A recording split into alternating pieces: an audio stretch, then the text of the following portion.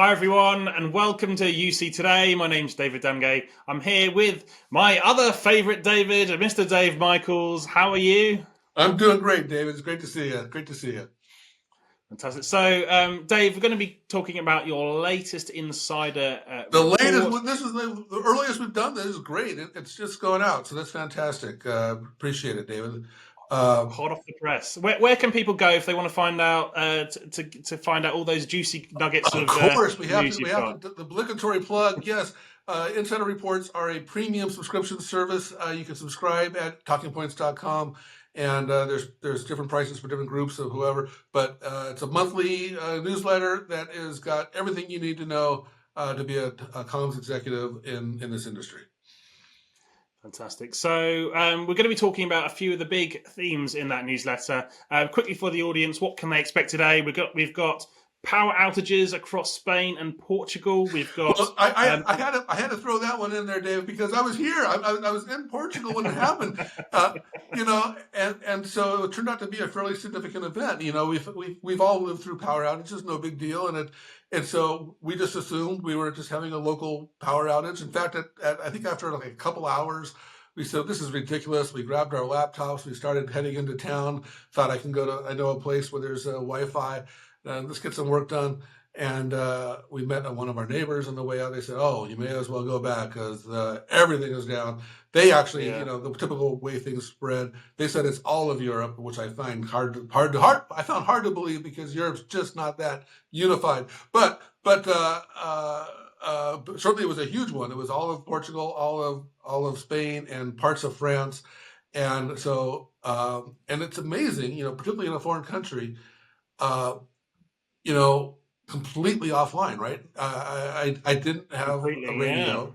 Our cell phones were down, and which is good because I was going to go into town and I couldn't call an Uber if I wanted to.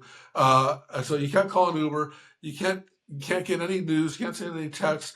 And it's like no idea how big this is. No idea who's being affected. I had one meeting and that I was missing, and I managed. I don't know how.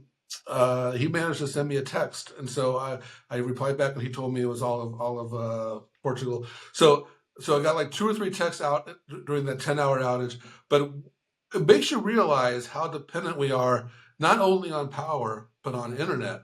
And luckily, it was a beautiful warm day, so heat wasn't an issue. Luckily, it was a beautiful warm day, so light wasn't an issue. But it got dark eventually. But surprisingly painless, right? I mean, there's no riots, no looting, no whatever. But an interesting experience to be through. Yeah, absolutely. So, I mean, it does speak to what you just mentioned, the resiliency of, enterprises to weather these kind of events. No, I think this is a bit of a unique one. Power going down for that long is fairly unusual, but it costs money, right? Outages cost money, whether they're an outage from a security breach, like we're seeing here in the UK. Yeah. M&S has just been breached. That's been a huge story here. They can't take any online transactions, or simply not being able to use your communications in your business will cost you money. So Yes. That resiliency is super, super important. So I had an Amazon delivery that was supposed to come, and I paid for shipping, not just regular shipping. And they sent me a note saying we couldn't deliver, so we're going to refund your shipping price. And it's like, that's kind of a trivial thing, but if they multiply that times the whole country, that's pretty significant. But it's surprising because all the businesses closed, so you lose your business day. But it's more than that because all the grocery stores, they had to throw out all their perishables. The gas station near me was actually open, and I thought, they must have power somehow. They don't have power. But they were selling warm beer, and they had a good crowd, and they were selling melting ice cream, and so they made the most of it. I walked in, and the guy was joking about he didn't pay his bill, but so people were in good spirits, all that stuff. But yeah, it's amazing when you add up all these losses, how significant it was. And Tuesday was a bitch. I had to work basically 2 full days on Tuesday, which was a real bitch. But not about me. So hopefully you managed to enjoy some sunshine at least and have a break and relax during the outage. So, yeah. Okay, Dave. Should we move on to our next one? A really interesting story around AudioCodes, and they're delivering on-premise AI transcription and other AI services. This is really significant and quite a niche for some regulated industries. It's What's your beautiful take? for a couple of reasons. So I think the headline was AI, no cloud AI or something like that. And everyone likes this AI stuff. Everybody likes these transcriptions and these summaries and all kinds of stuff. But there's always this little bit of a security concern. What's going on here, and how do we make sure this is still secure? So AudioCodes saw that opportunity. They were able to get the AI on-prem in a logical way to do it, and so it's got a really long name. I forget the name of it, but something on-prem. You got it in front of you. But what's clever about it, I love this angle, is that it is phone oriented. It's not, and so I'm looking through the press release. Does this work on Teams? Does it work on Zoom? Does it work on how do they do this? Who are they integrated with? It's integrated on the UC side. It's on the phone side. So when you go to your meeting, instead of clicking on join by network, you join by phone, and they've got the technology going through the phone lines. So basically works with any platform. I mean, it's really very smart. And so on-prem solution that works with any kind of platform. And so, and typically it'll be a UC system, not a UCaaS service, but sure, we can do UCaaS too. And so it's doing the, building the transcripts and doing all the AI technology, attributed speakers, all kinds of stuff, without a cloud. Great story. I thought that was very clever. This is particularly relevant for those niche industries as well, where they have that regulatory requirement, isn't it? I mean, that's like government, financial, healthcare, those kind of industries, which is this kind of things are right up their street. So, Yeah. So it's obviously designed for the high secure sectors, but I keep on finding that just because you're not in a high secure sector doesn't mean you want to have your secrets let out, and so it actually has pretty broad applicability. So a lot of companies have very top secret projects going on that have nothing to do with government, education, or healthcare, or healthcare and military and all that stuff. So people who want stuff private need to think about these things. right, well, let's move on to our next one, and that's another integration story. And that is Neat has announced their integration with Google Meet. This Yeah. is significant. Obviously, Google, huge player in the market. This opens up a lot of doors for Neat right now. So there's two stories Yeah. here, right? There's the Neat story, and then there's the Google story. And I don't know which is more interesting, but because Neat started off as a pure play with Zoom, and then eventually they expanded into Microsoft Teams. And I remember when they expanded into Teams, it was like, but you're a pure play, you're Zoom, and so that worked out really well. But now what do you do, right? And so Google's a nice logical expansion. So I get that story. So that's that story. But the Google story is also kind of interesting because Google was adamant about all their room systems had to run on Chrome OS. And they were really forcing everybody to do Chrome OS. And of course, none of the major brands wanted to deal with that. So they were dealing with a different tier 2 brands that would do the Chrome OS. And then I think a year or two ago, Google said, okay, we'll do Android too. After all, we own Android. So they started, and that opened up the floodgates. And Rally came in, or Logitech came in with Rally, and a few others came in with the Android. But now, I consider Neat kind of a premium brand. And so this is really opening up the Google Meet space to some more cutting edge solutions, and of course Neat's got that whole portfolio from room bars to boards to the panels, the controllers. Really good, really nice story. So it's two good stories in one. They do have a good portfolio. Neat. I love their products. The design elements in their products are fantastic. Great kind of that Scandinavian design about them, which is fantastic.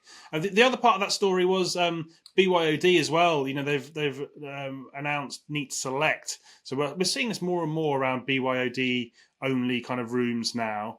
So that's another element to this as well, which is Neat onwards and upwards. Yeah, I think that's a good story there. So I'm glad you pulled that out. So there's certain vendors that pop up in every insider, because insiders always kind of religious about the current month, what happened in the current month, and these been popping up pretty regularly. They're doing a lot of good stuff there.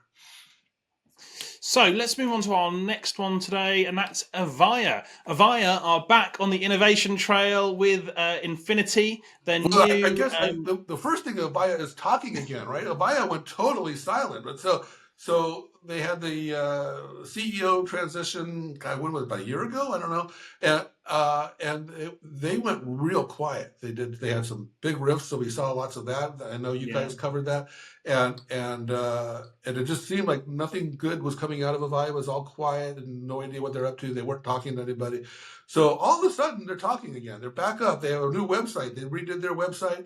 Redid their look and feel, and I'm noticing a lot of the executives are much more active on social again. So they're back. They woke up, which is fantastic. And part of that wake up is they've launched Infinity, which is their latest, newest. You got to be careful how you word this stuff. The instinct is to say CCaaS, but it's not really a CCaaS. It's a cloud offering, private cloud offering primarily to their existing customers, but of course it's much broader than that in vision. And so nice to see that. What Infinity is, in a nutshell, is the Avaya Experience Platform, which of course is crystal clear to everybody because everybody knows what the Avaya Experience Platform is. And that's a little sarcastic, partly because it didn't sell very well, but also partly because it kept changing. What is it? Tell us what it is. And it kept on changing. So it's partly the Avaya Experience Platform and partly the Edify acquisition they made. And so they've tried to meld these two together. When It's kind of hard to tell what they did because they actually had a slide in their presentation that showed everything that Infinity is, and I think it had like 5 or 6 bullets and showed all these great things that it did, and every bullet except for one was Avaya, and so they've taken a lot of what Avaya has built, which is some amazing technology, and they brought in the Edify omni-channel capabilities, which was weak for Avaya, and they brought in the Edify orchestration, kind of the platform capabilities. The problem there is that Edify wasn't very well proven. And so Edify had its own customers and it was, kind of a, growing platform, but they certainly didn't have Avaya caliber customers on Edify. So now we've got this, confusion. Is Infinity proven because it has all these Avaya characteristics, or is it unproven because it has these Edify characteristics? So, of course, time will tell. Time will tell. I mean, I've been speaking to a few UK partners around this, and the feeling is there's some frustration, but also some happiness now that there's a clearer path forwards. But of course, they've all been evangelizing AXP for the last year or so. It's actually extremely clear from Avaya. They said everything we've told you in the past is now Infinity, and so Infinity is their go-to. It's their primary platform.